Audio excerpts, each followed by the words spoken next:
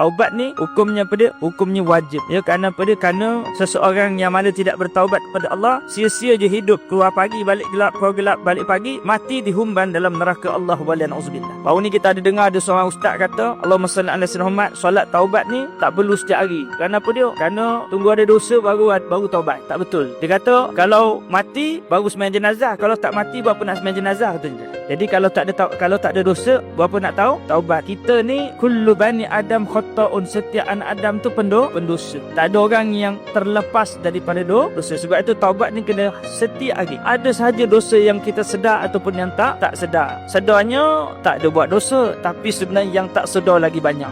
Sedarnya dah banyak ilmu, tapi sebenarnya yang tak sedar sebenarnya banyak lagi yang kita tak tahu. Ini dia. Contohnya apa dia? Al-Quran kalau kita baca seorang, kita rasa macam kita dah master, dah cikgu. Tapi kalau kita semak dengan ustazah, ya Allah, kenapa banyak salah? Kita pun marah ustazah tu. Ustazah, saya baca kat rumah seorang-seorang semua betul, saya baca dengan ustazah semua salah.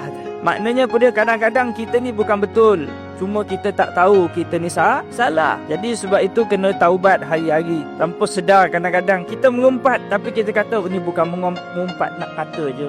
Samalah tu dah. Rupanya selama ni kita mengumpat. Tak, cuma kita kata tak, benda ni betul. Betul mengumpat, salah fitnah. Itu kena faham.